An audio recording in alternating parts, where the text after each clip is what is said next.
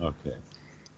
And by the way, you can understand that this topic actually is kind of an important topic, this topic of rebirth, where it came from, how it got started, and what is the value of it. Okay. That in fact, that's something that I would like to talk with you today, so that to help you to understand why it's such a widespread teaching within Buddhism. That in fact, the nobles are not so against it. There are several good, valuable reasons why people would hold such beliefs. Um, that in fact, if you look in the Wikipedia article on Bhikkhu Buddhadasa, there actually is a line quoting Bhikkhu Bodhi, who is saying that Bhikkhu Buddhadasa's teaching is a very dangerous thing, that it will destroy Buddhism if you take rebirth out of it. Well, Bhikkhu Bodhi is partly true. He's partly correct. You see, when children are born, they're born in ignorance. Hmm. Or let us say they don't have the skills of society. So um, some people will go so far as to say that that growing up is nothing but the socialization of a savage. Mm. Have you ever heard of that? That all children start off as barbarians. No, I haven't. Okay, well, look at them and you'll see what I mean. um, Basically, it's not that the child is wild, is that the child doesn't know what the rules are. Hmm. And so they have to be taught the rules. And that the way that the rules are taught then is by the assumption that the child has no wisdom. Okay.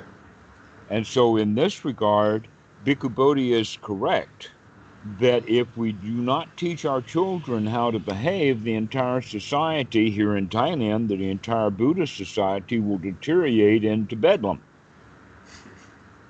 That's why the precepts are given, just like that's why the Ten Commandments were given. And then, in fact, the stronger the authority for these rules, then the easier they are for the non-authoritarians to enforce them. Hmm. Okay? So daddy is not just the boss, but he's got the police to back him up, Hmm. and maybe a priest, etc.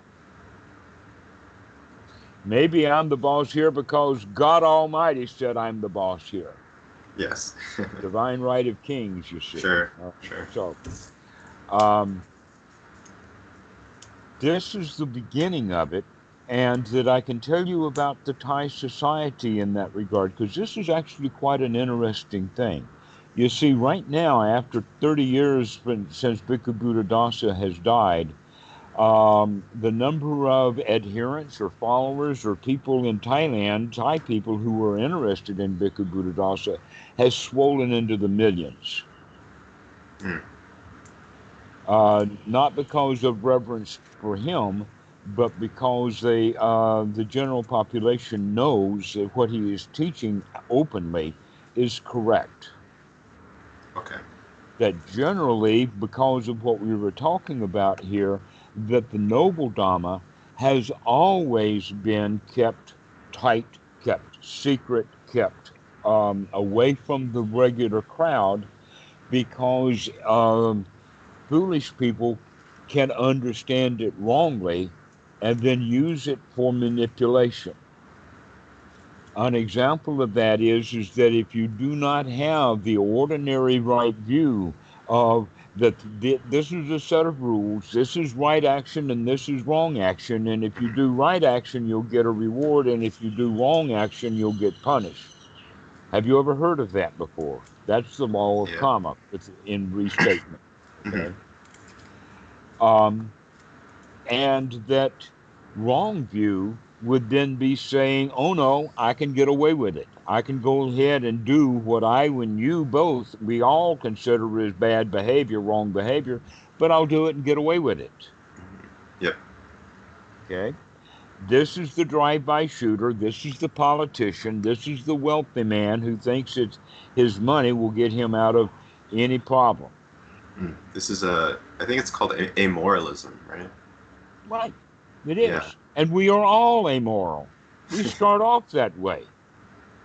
And there are two forms of morality, that which is enforced and that which is seen. Okay. Okay? The children cannot see morality. It has to be enforced upon them. And sometimes with physical punishment. They say, train up a child in the way he should go, and when he is old, which means spare the rod and spoil the child. You've probably heard about that old style. No, we in fact can, with care, teach children wisdom so that they truly, for themselves, can see what is right and what is wrong without holding a bludgeon over their head. But back to Bhikkhu Buddhadasa. Basically, what can be seen by people who are scholars of him, including Robert, who is one of the translators. He speaks, reads, and writes Thai fluently. I'm impressed, not jealous, but impressed. And so he's been doing quite a lot of research and has pointed out and some things that I have known and suspected, but he's actually seen the evidence of, that Bhikkhu Buddhadasa had actually changed over time. That he had the right noble view, but as he continued to grow with this right noble view, he began to see problems with some of the later teachings. So that in the beginning, like everyone else, he was quite in love with the Visuddhimagga. He quoted it often. But over time, he saw it more and more as a dangerous document. Okay. And he began to change over time. I think that Thailand in general has done that also with him. And yet when Westerners read the stuff, they will say, well, wait a minute, here he's against the Visuddhimagga, and over here he was absolutely for it. The place where, in fact, the Visuddhimagga begins to fall apart through the inspection of wisdom is looking at Paticca Samuppada as taking 3 lifetimes. You probably heard that. That, in fact, there are 3 time periods in it. And we can think of those 3 things as 3 lifetimes. The first part of it is what we would consider our own past. The sankharas and the ignorance and all of that stuff that's built up from the past over time right up until this present moment. And then we can see what the mind is doing in that first instance of the here now. And then we can see that if that mind's processing in the here now is ignorant, then the immediate future will be the rebirth of a self in a woeful state. All right. But in the Visuddhimagga, it talks about these as, no, this is actually real. All of those sankharas, all of your memory and all of your ignorance was all based way into the past. And now you have this present life, and what you do in this present life will determine what's happening in the future.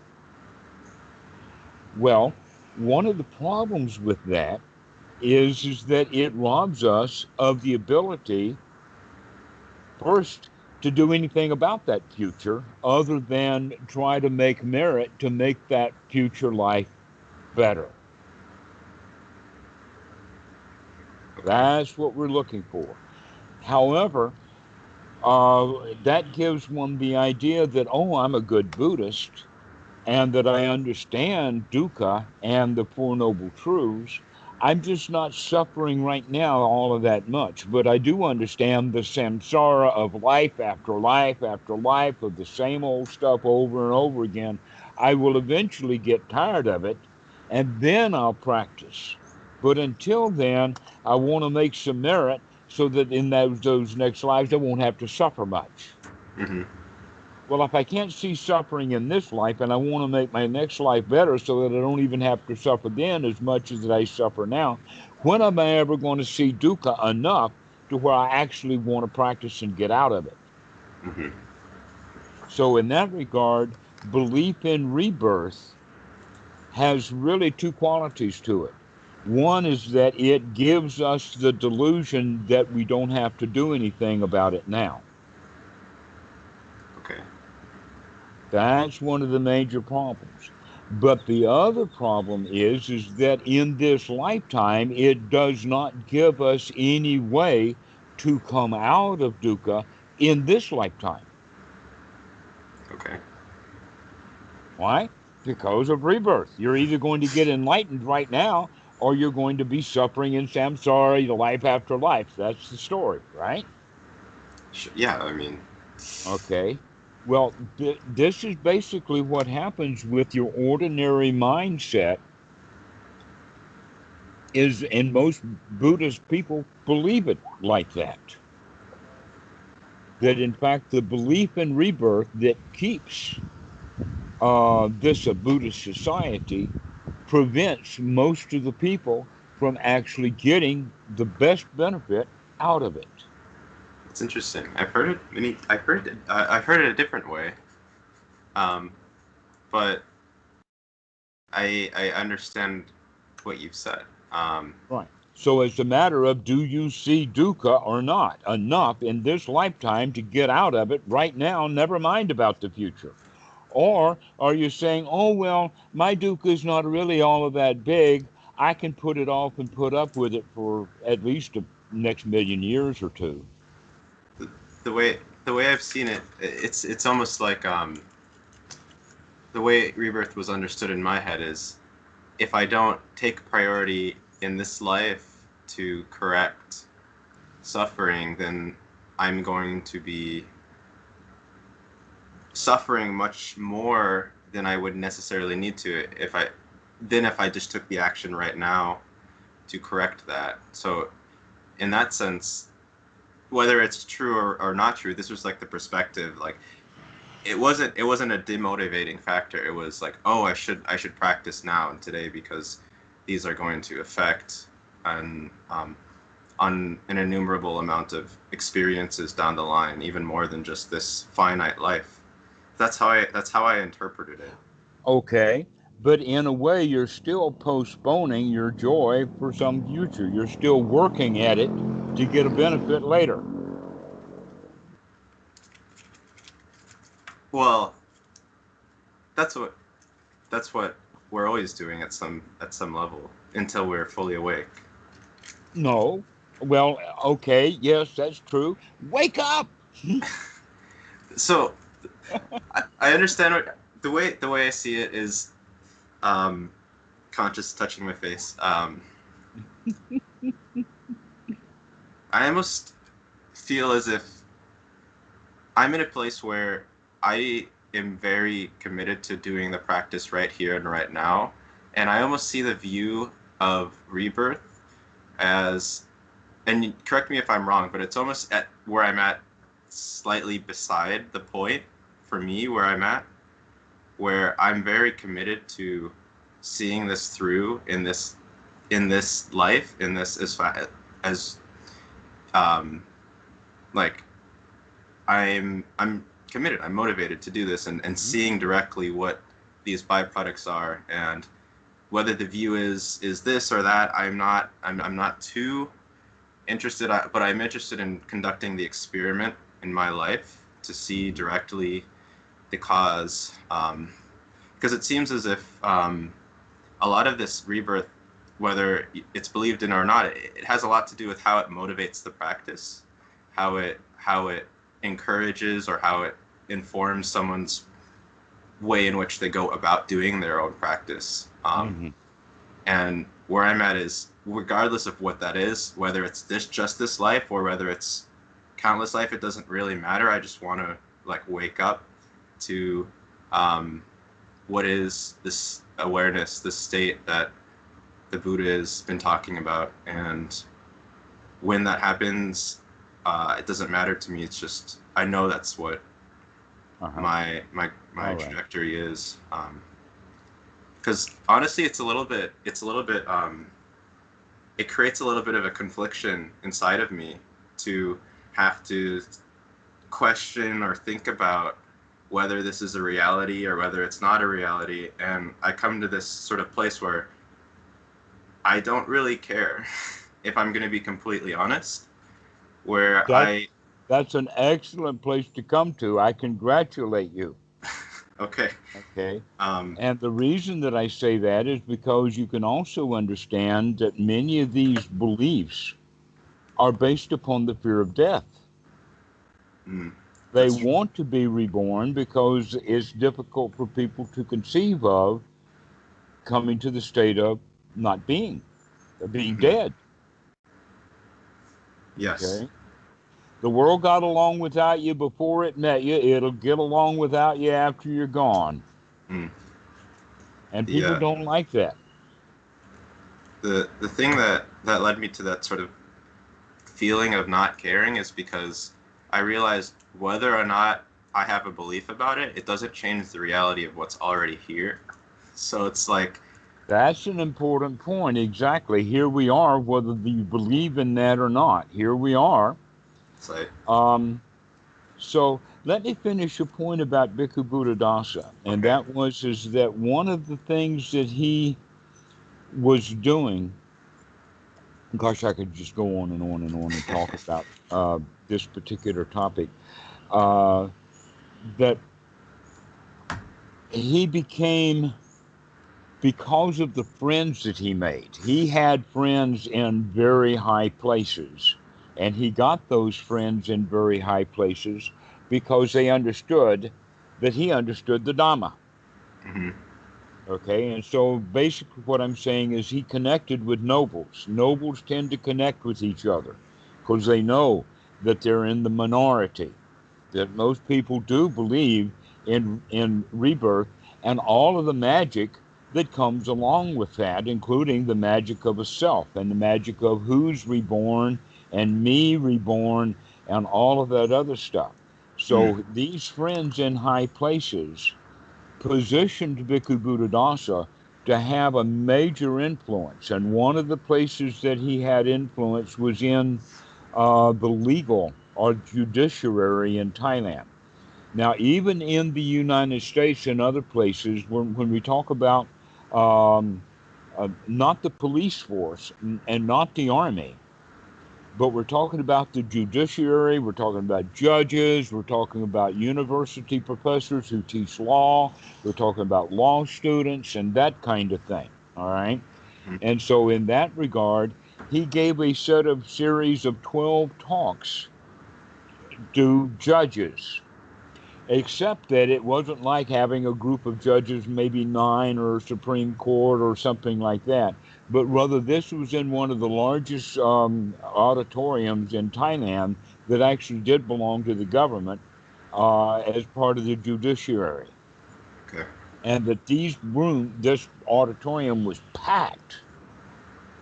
It was literally packed with literally every lawyer in the country and every judge and many of the university students. And so this is the group that Bhikkhu Buddhadasa had influence with, the aristocracy, the graduate students of universities, the ones who were really caring about Thailand. And Hmm. so this was the kind of the base that he grew. Years ago, when I was a monk, every weekend there would be busloads. They had a huge parking lot for buses where the students from mostly Thammasat and some other university would come down every weekend, every one of them dressed in white. And they would come down to Wat Suan Mok to spend the weekend. That was how the kind of dedication um, that we had back then. But that dedication hasn't really stopped. Those groups still exist on the university campuses. So Bhikkhu Buddhadasa is very much of an intellectual. He draws a huge intellectual audience Hmm. who is really interested in the truth, even though his style of speaking is very, very low class. Not humble, but just literally low class. He uses slang language and lower class language to good effect and often for humor's sake. Just like we use four-letter words for humor's sake. Yes, yeah. Okay. Like you could say the word fuck you in the sense that we also say get out of here or wow, that's interesting or something like that. So the word fuck you does not always mean that it's got the power of hatred behind it. No, it's true. It's context. Right, it has to do with context. So this is the kind of language that Bhikkhu Buddhadasa would use in context, which could be quite off-putting to your ordinary person. But to the intellectuals who understood his language and joking, so he was an intellectual like that, and that still seems to be the case.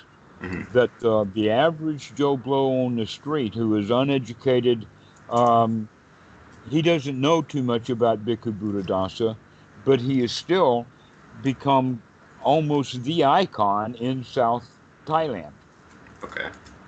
You go into Surat Thani and they still have a big banner up of him that the whole town has to pass. So and many other things like that. But there's one more point that I'll quickly make about that, and that is that many of the students who were with Bhikkhu Buddhadasa in the 1970s and 80s, who are now old men, are now the abbots of many of the wats throughout South Thailand. When I was here for a visit, I was living in the United States and came back for a visit in 2003, I believe. And Ajahn Po took me all over the place. Mm-hmm. Took me to Corn Street Dhammarato, took me to Trang, took me to Surat Thani, to Champon, to Ranong, all over South Thailand. And in every one of these places, the abbot of the temple was an old student who remembered me from the 1980s. I just, everybody, it was really a great old home week. That's But it awesome. also pointed out the power of Bhikkhu Buddhadasa's teaching. So it really is getting into the culture who is deeply, steeply invested in rebirth and reincarnation. And it does appear that the transition can be made, that you do not have to lie to kids to tell them the boogeyman is going to get you if you don't do your homework. Mm-hmm. It's not necessary. The Bhikkhu Bodhi was wrong. You can teach the noble Dhamma to children, but the Buddhist cultures for centuries have done it otherwise. They've taught it the way that it's easy to teach, and that is to tell them that the big karma machine in the sky is going to do my dirty work for me, that you better do what I tell you to do, or the karma machine is going to bust your ass either now or soon. Someday it'll get you. Okay, so that's the rationale from the teaching, but it also fits squarely and directly into the child's mind because children, everything for a child is a survival issue. In fact, for most adults, almost everything winds up being a survival issue. Mm-hmm. Okay, and that the younger a child is, the more important things like that are at that level. In fact, when children are abandoned, when they're very, very young, then they will often, as an adult, have what's called an abandonment issue. And sometimes that issue can be really interesting. One of the examples is that the new bride will have a fight with her husband, her new husband, every time it's time for him to go to work. Mm. Oh, before you go, let's have an hour-long argument, is basically her day's work. Why? Is because she feels abandoned when her new hubby goes to work and she's left all alone. And she can't stand that. She can't tolerate being alone. Okay, so this is a very early issue. It's called an oral issue. And people who have that were generally abandoned when they were infants. so that in other words, my very survival now is on the line because my caretakers have abandoned me. Mm-hmm. And this is the kind of thing that would happen to, like a child. Well, the story of Batman is a little late. Batman did not have an abandonment issue. He had revenge on the mind. Mm. But generally, when we lose a parent when we're very, very young, that will have a profound impact. So you can think of it then is that we are affected as children, and things become a survival issue. And Mm-hmm. so that's why magic is such a powerful force to teach children to behave themselves. Yes. Sometimes it works and sometimes it doesn't, but this is the way that it has always been taught. Now, one of the things that we have found through statistics that points to that may not be needed is that you look at county-wide, or not county-wide, but by the county statistics on things like arrest records and people going to jail, domestic violence, and other things like that, correlated against church attendance.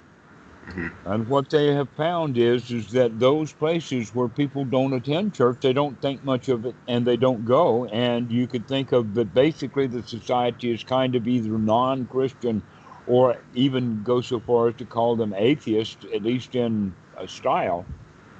They tend to have lower problems with the police. They're better behaved society. They don't get drunk. They don't beat their wives and all of the stuff that many Christians do. And possibly part of the issue with that is Christians get forgiveness. Go and sin some more. Mm-hmm. To where those who do not have a religion actually recognize that, wait a minute, I am responsible for my behavior. I don't have to suck up to some God to to be my bully for me. Okay. So this is one of the things that we can see that, in fact, um, the teaching of rebirth not so important, Okay. but it's still widespread, Okay. and that it is a dangerous teaching because it can prevent people from actually understanding and how to practice the real Dhamma because they say, well, I can put it off. In other words, they don't really understand dukkha. Mm-hmm. Another way you can see that and we're talking about the human psyche. We're not talking about specifically Buddha Dhamma because we can see the same thing in other religions also. Yep. That the magical teaching may not be as valuable as the teachers who teach magic think it is. Mm-hmm. But it does have a downside. It is dangerous. And one of the dangers is that if we believe strongly in rebirth, then how can we, in fact, gain freedom in this very life? Mm-hmm. Okay?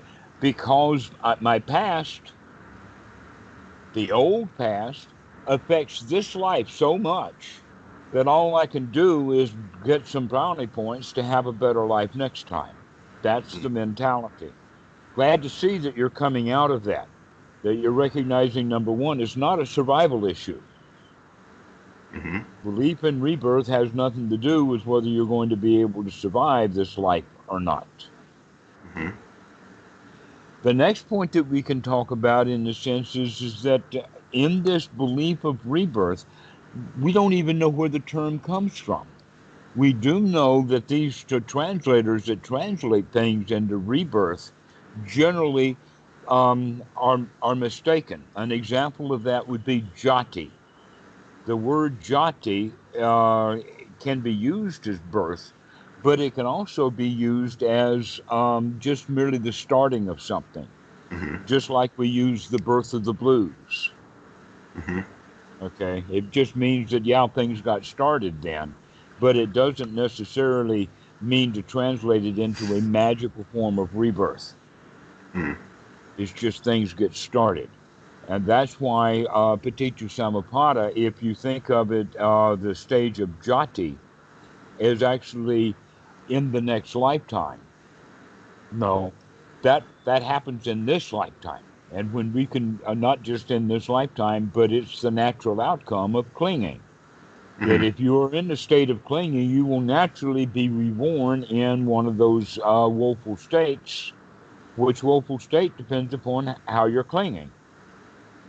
But if you're clinging to something, you want something that you don't have, then that winds up you're in a preta, or the hungry ghost, immediately, right then and there. That's when the rebirth happens.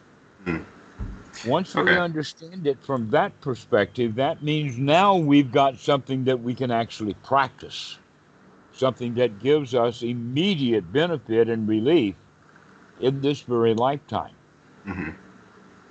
That's the important quality of the actual teachings of the Buddha, is let's get dukkha out right now. It's not like dukkha and less dukkha, and then when I'm born into the future life, I'll have less dukkha then. No, the teaching of the Buddha is dukkha, dukkha, nirodha. See the dukkha right now and step around it. That's what the real teachings of the Buddha is that you can have immediate relief. Every time you remember. Yep. You can have immediate relief every time you remember, if you've got your set of skills going. Right effort,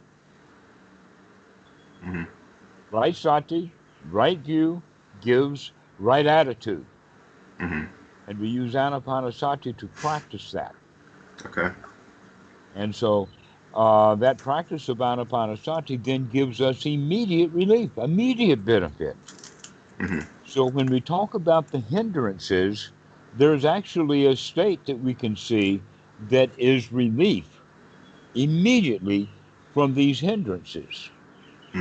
One example is that we've been out on a journey. We're out in the desert of the mind.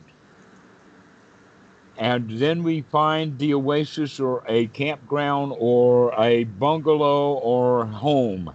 We've arrived home with all of our belongings intact, and we can just literally relax. Wow, I'm glad I'm not out on the road anymore. You have that feeling on a regular basis. Glad to be home, right? In fact, there's the old story that the young boy was asking Grandpa, they're in their buggy, and he says, Grandpa, the horse when we go out always runs really, really slow. But when we get close to home, going home, the horse is running fast. Why is that? And the old man says, because the horse knows how good it's going to be when he gets home. Okay? So think about the wandering mind as the horse is out, wandering and wandering and wandering. But now the mind can say, oh, I can be home instead. Okay? And so we come home immediately, coming out of the hindrances. Oh, I don't have to think about that anymore. I see you hindrance, and though out you go, and so I can come home. Another example of the hindrances, or not example, but analogies besides being out, is the one of being sick. When we're sick, the mind is not functioning, that we don't feel good, coughing and wheezing or whatnot like that, or in pain. Doesn't it feel good when we get over that illness? It's like being in the hospital and then getting out of hospital, getting well. We feel good. We may only be up to normal, but we really like that we're back to normal as opposed to being sick. Yes, exactly. Yes, exactly. This is how we want to think of being free from the hindrances. Is before, when I was in hindrances, I was sick and tired of being sick and tired. And now I'm not sick and I'm not tired anymore. Right, changed. This attitude of appreciation, this is one of the wholesome attitudes that would be cultivated and built through correct effort, right? So sometimes when I'm free from these sensations, I almost feel a sense like, oh, I shouldn't be too excited that they're gone, because they're gonna just come back. But would you actually say, like, no, be excited, or be happy or appreciative that these are no longer here? So this is Right. what you're saying. Yes. Okay. This is the right attitude. The can do. I can do this. I can come out of those hindrances. Mm-hmm. I can come out of my illness and be well. Mm-hmm. Another example is being in debt. I don't know if you're physically in debt or actually owe money to someone, but you know what I'm talking about. Yes, If I you have. don't owe anybody Yeah, anything, then boy, aren't you glad you don't owe I anybody know that anything. feeling. Yeah. Yeah. But if you're in debt, you don't like it, okay? Well, the mind is exactly the same way. When we've got work to do, that means that we owe someone or something something. Yep. But when we wake up in sati and say, wait a minute, I don't have to think about that. I'm not in debt to anybody. I don't owe anybody anything. I got nothing to do and no place to go. I can just, oh, isn't this a nice moment? Out of debt. And so this is another example of what it's like to be free from hindrances. And it's relieving. Oh, what a relief it is. Mm-hmm. Probably heard the old commercial from years ago. It's an Alka-Seltzer commercial. Plop, plop, fizz, fizz. Oh, what a relief it is. It might be in my memory bank somewhere, but Okay, so I can imagine. that's how we begin to see it as, oh, what a relief it is to be free from debt. Mm. Oh, what a relief it is to not be out on the road anymore, to come home. What a relief it is to not be sick anymore. Mm-hmm. What a relief it is to get out of jail.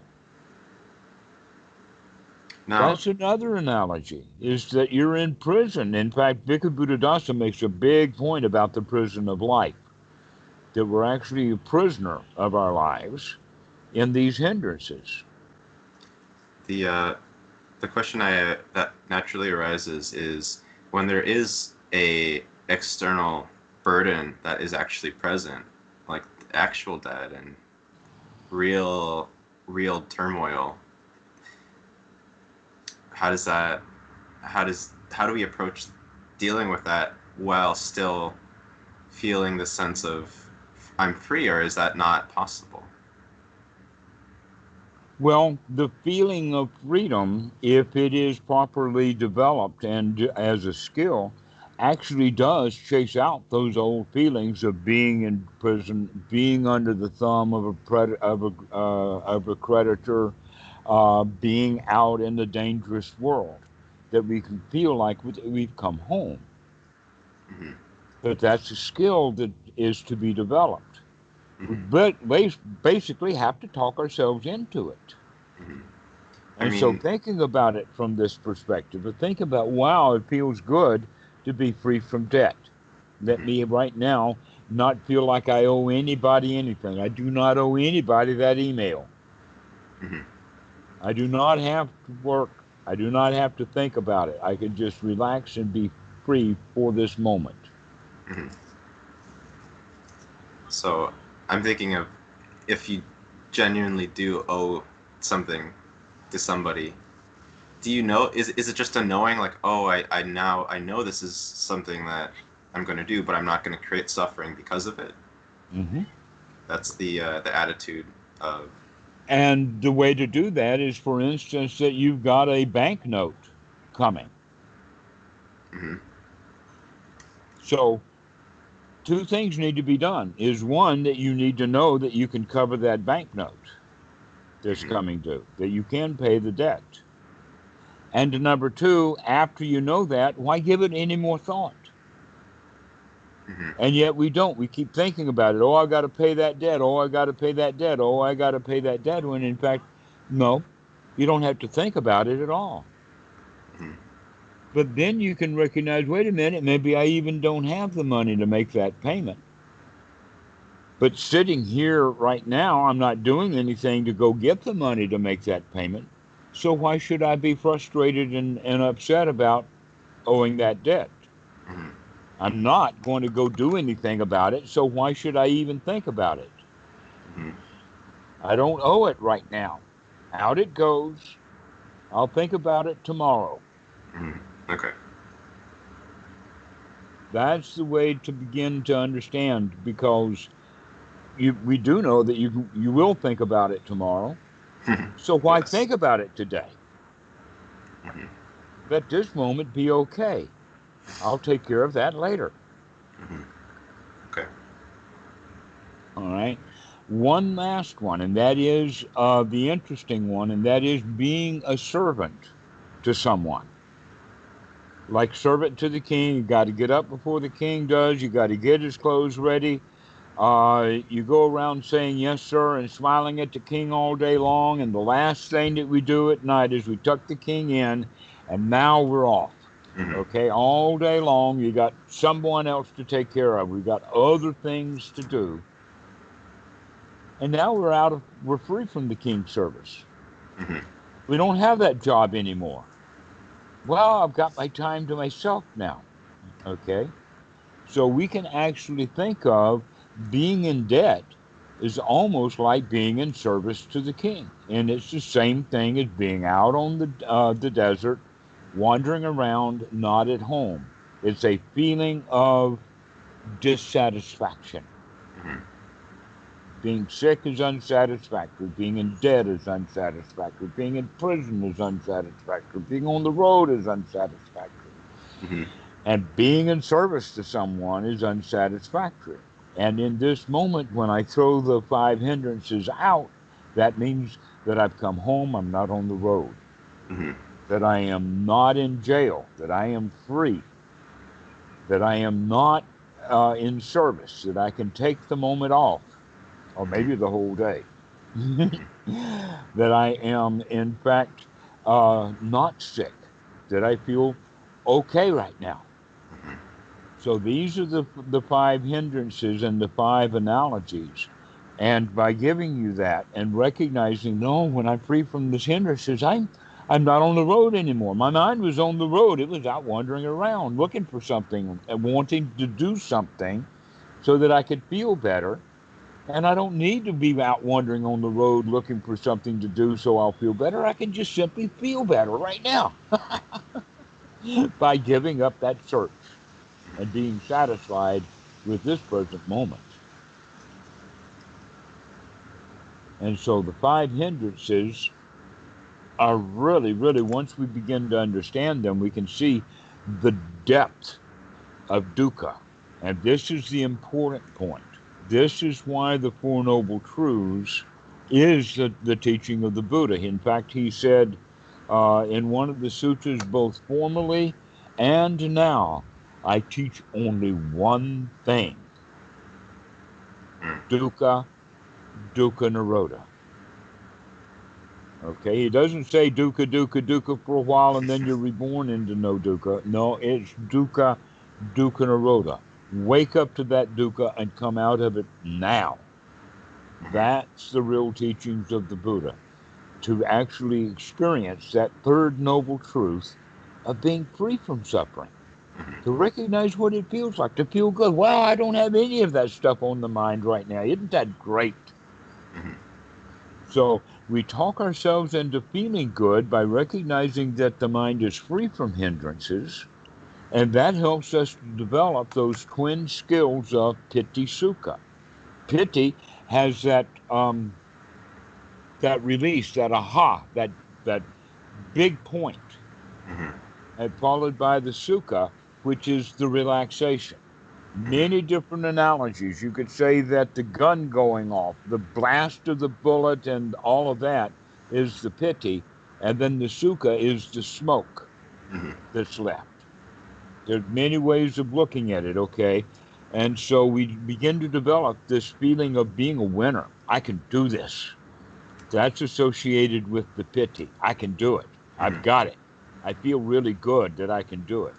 And then we have the secondary one, the more relaxed one, is the satisfaction. Wow, The job is done. I don't have anything to do. What needed to be done has been done. And so this is the way that we practice like that. In this present moment, we can get relief right now. We don't have to wait to become lightweight in some future existence. We can take a load off and be light right now. Right now. So the word enlightenment, by the way, is not a word from Buddhism. That's a word that's come into it from someplace else. Okay. Possibly the French Revolution and a scientific revolution of the takeover from religion into science. That transformation hasn't completed yet, but it did get started 300-400 years ago. And so we can still say that we're in the age of enlightenment. It's just that Christianity is taking its slow time to die. And so the word enlightenment really has two qualities that directly match with the teachings of the Buddha. The first quality of enlightenment, and I'm looking at the word light, is that we turn the lights on. We have daylight. We can wake up and see what's going on. So sati and the investigation is associated with the first kind of enlightenment, to wake up. So if someone has freed themselves of the first three fetters, which have to do with knowledge, then he is considered already enlightened. He is noble. Even though he hasn't finished all of the defilements, he really can see them. Because he's got that light. He can wake up to it. And that waking up, or that light, has to do with the quality of seeing through our personality so that we recognize we can change. You see, if you believe in rebirth, or if you believe in a soul like the Christians do, then they talk about original sin. They talk about that you can't save yourself, and that this is where we get the idea that we can't change, and it's built into the language, like the leopard can't change his spots, or the fruit doesn't fall far from the tree. So once you get the let us say, the attitude that you can change, no matter what, no matter how obstructed the mind gets, I can come out of it and be happy and be here now. That's a major transformation. That's a noble way of looking at it. Because the ignoble or ordinary way, the Pali word for that is putajana. Yeah, I've heard that. The word putajana means the ordinary mind that is stuck in the belief of rebirth and reincarnation. I can't get out of it now. All I can do is make the job easier later. That's the putajana. But the first noble thought we have is that, hey, I can wake up. Hey, I can come out of my suffering. No matter how obstructed the mind is, no matter how worried I get, I can stop worrying. That's the first stage of the path. That's the first knowledge. That knowledge is, no matter how obstructed the mind is, I can clean it out. I can be free from those hindrances. How can we come to that step? Is by constantly practicing throwing those hindrances out over and over and over again, and we begin to build confidence. We begin to build shraddha. I know I can do it because I just did it. I'll do it next time. I can do it now. I can do it later. Okay, so this is that first knowledge, and this has to do then with the waking up, or the real knowledge. So later the enlightenment is in the sense of not heavy, that we've lightened our load. We've taken a load off. We can, in fact. Okay, so you can think that these two stages of enlightenment can be seen as eventually, after enough practice, one comes to know that I can, in fact, clean out the mind, and we become enthusiastic about it and reach the state of sotapan, and then later after a lot of practice, we can rid ourselves of anger, rid ourselves of our greedy materialism, and then start working on other things that are more instinctual, like our relationship to others, our conceit, our restlessness. All of those higher things are also one at a time dropped away through knowledge. Hmm. And so that's the two kinds of enlightenment. However, we can also not think about it in the sense of the long term plan. We can think about it right now in the sense that the first step of enlightenment is sati, to wake up. Hmm. And then the second stage of enlightenment is that freedom from those hindrances right bloody now. I'm free. Hmm. I'm in the state of third noble truth. That's what we need to practice, is getting ourselves into a state of complete satisfaction. Oh, this is so nice. Oh, Yeah. this is really, really nice. This is really satisfying. And so this is the way that we want to practice, is not practice in the sense of meditation will eventually get me to Sotapan and then way off into the future it will get me the final release. No, right now. Hmm. Right now, I can wake up, I can throw down that burden, and I can be free and happy right this very minute. And Hmm. that means good in the beginning. See, a Hmm. lot of people think you have to practice for a long time Hmm. and then get your reward, because that's how our society is built up. Exactly. Yeah. But in this case, no, it's good in the beginning because you get immediate relief from the Hmm. hindrances. All you have to do is throw them out, and to recognize that you've thrown them out, and oh, what a relief it is. And this is why it's good in the beginning. And then it gets good in the middle, because when it's good in the middle, that means that our effort is no longer effortful. Now we just naturally have, when sati comes, we spring, literally spring into the action of that state of being satisfied. Is it? Would you describe it? It's like you just train the mind to naturally respond to defilements, and then once you've trained it enough, it just naturally begins to do it automatically.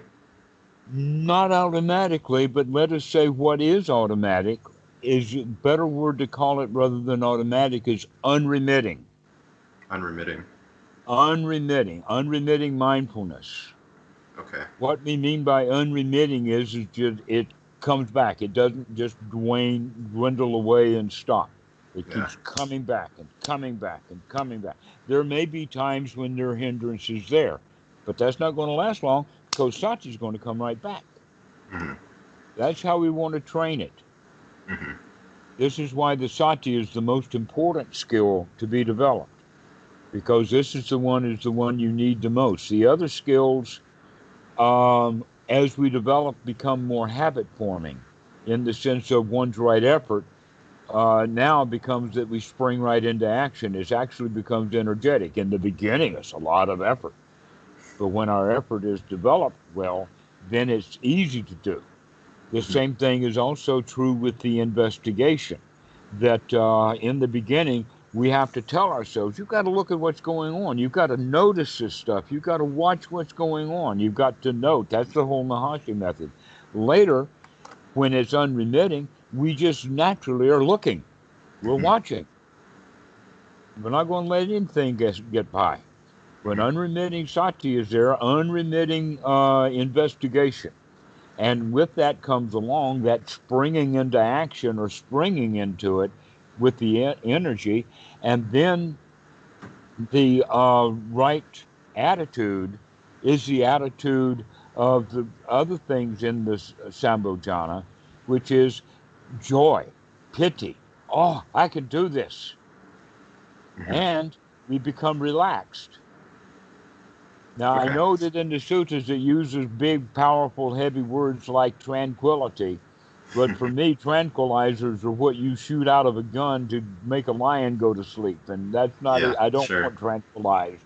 What I want is just easy going, easy peasy, relax, relax. That's what the word actually means. Hmm. In fact, Okay. we get our word passive from it. Passive. passive, to pacify. Just, okay. Nothing to do, no place to go, is quite passive. Mm-hmm. But we can also better understand it when we use the word relax. Mm-hmm. Okay. And so, with these 5 hindrances removed, we can, in fact, gather up all of these factors. And when we have these factors together, the mind is unified. And these are also the factors that are associated with first jhana. Mm-hmm. And so to develop the skill to get into it, and then to develop the skill to maintain it, so that it becomes unremitting, Okay. that you can easily get yourself into this state. And now all you have to do is remember. And when you remember to do it, it's very easy to get yourself into that state. Why? Because you've got those other skills of right effort, right investigation, right attitude. Mm-hmm. Sati um, is becoming real. I'm realizing it's more and more important than even concentration, or not more important, but without. Actually, let's look at that word concentration, and we'll finish the talk off with that. All Okay, right. we've gone over it once. Okay. All right. But you used it again. Yeah. And here I go with bang, bang, bang, bang, bang. We're I'll, talking about samadhi here. We're not talking let's. about I'll concentration. I'll use the different word that we've sort of the the uh, the gathering, the unification process. Yes. But I know that Well, word. the gathering together unification process is a set of skills. And when those skills are developed, then the only thing that kicks it off is sati, and you can come back into that unified mind very quickly, very easily. Okay. If we were to end on something, one of the things that I'm going to be working on. So this October, I made a point to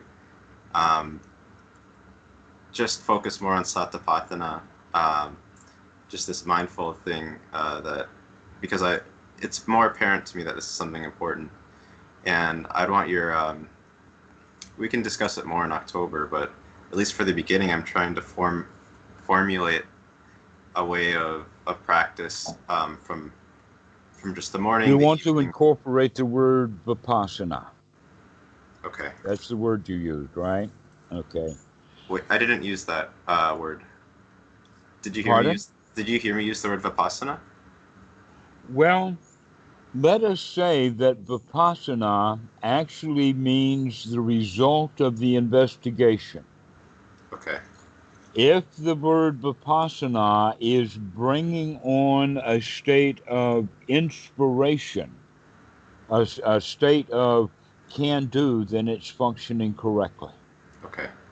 If in fact our insight or our vipassana is insight into the nature of suffering while we're in suffering, Mm-hmm.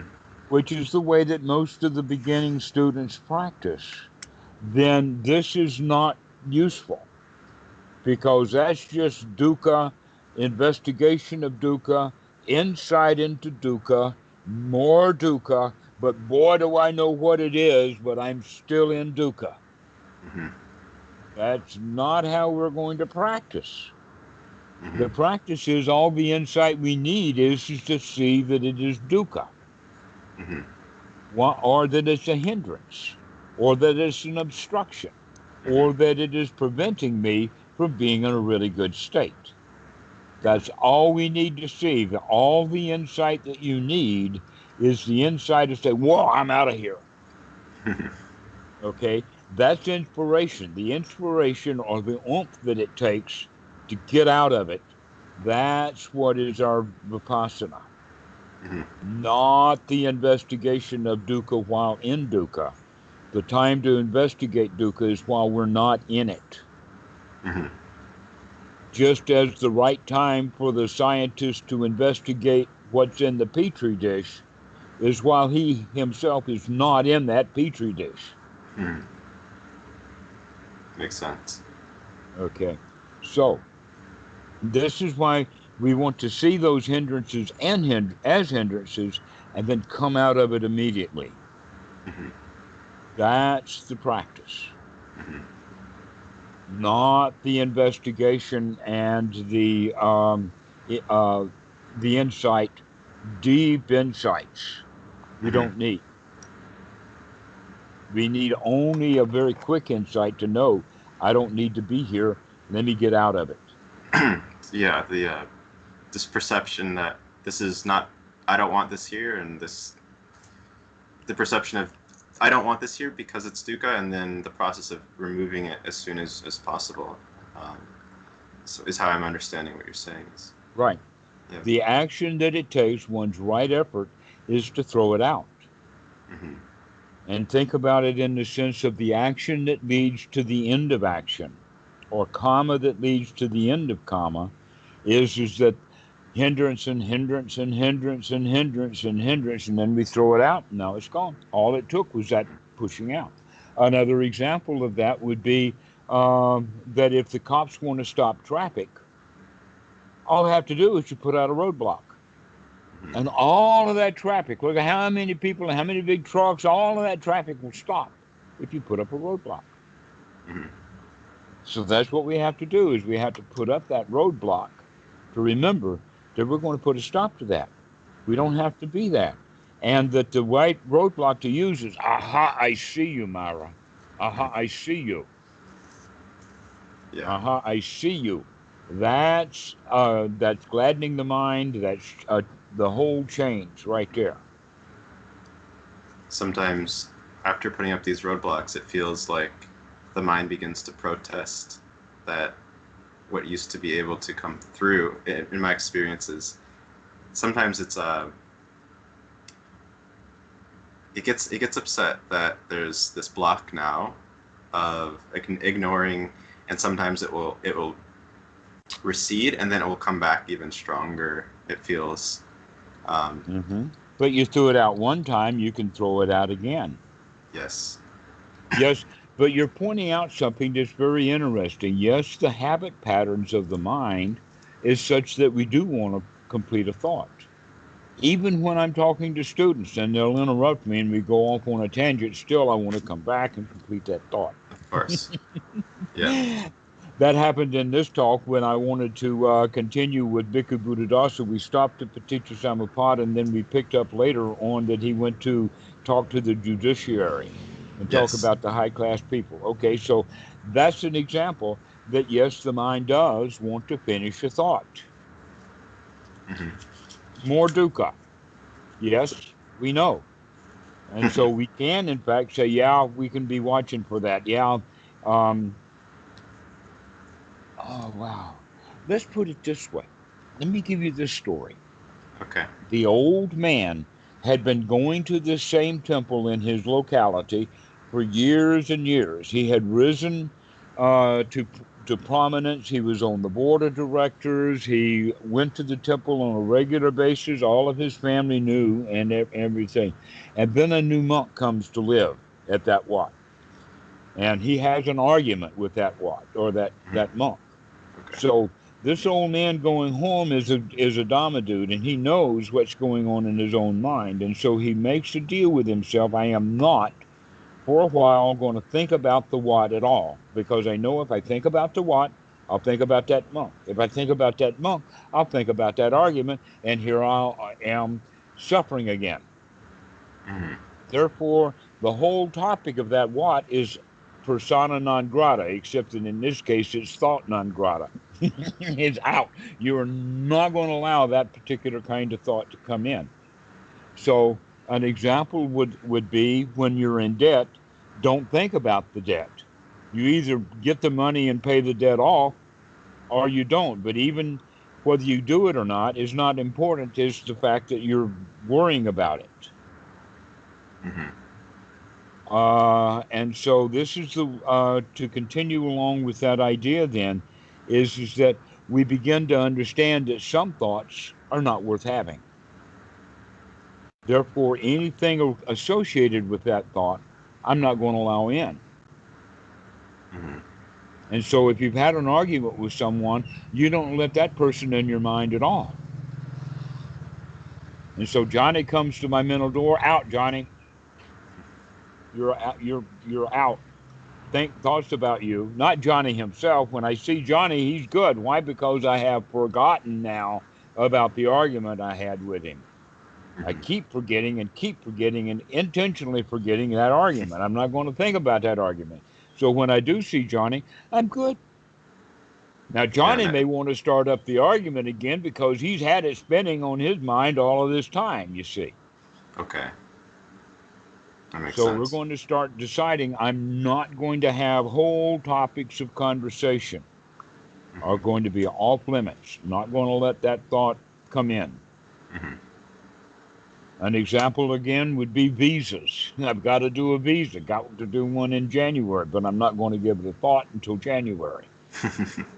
Now that's different from years ago. Years ago, I'd start worrying in October about that visa that has to be done in January. Hmm. But now, no, I can throw that thought out. Visas, nope. Yeah, Thoughts of visas are out. it's almost a shock to the mind that this is a possible avenue that can be taken of just ignoring these things. It just seems this is something that's never been communicated or taught to me, to anybody. It Hmm. just we just let the mind do Even whatever. the word ignoring is not the right kind of word because we're not ignoring that thought. In fact, if we ignore it, it'll just stand there and just burn and burn. No, Okay. we're actively grabbing that thought by the seat of the pants and throwing him out. Okay. That's a good correction. Thank you. He is not allowed. Great. And so, in that way, we keep wholesome thoughts in the mind by making sure that that particular unwholesome thought doesn't have any time.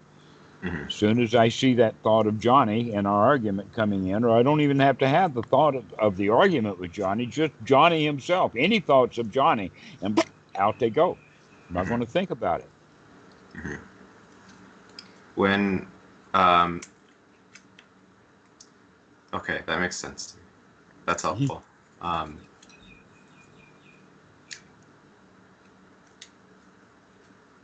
okay. Yeah. I was I was gonna bring up when a pain arises in the body, you can't throw the pain out necessarily, but You can throw your attitude about it can throw the out. attitude about it. Yeah. I was thinking about it and I answered the question in my own head before I asked it. So Hmm. um, one thing, thank you. One thing that I wanted just to bring up casually was my one of my peers had mentioned he reached out to you, and sometime in the future it might be fruitful for us to have a three-way conversation. His name is Jake. Okay, I just thought that would be something I bring up because no problem. Let's bring that up when it's time. okay, you're right. You're right. Well, Okay, well, we'll finish now and we'll talk later. okay. I appreciate you. Thank you. And I'll speak to you. May you enjoy. I'll speak to you soon. All righty. See you. See you.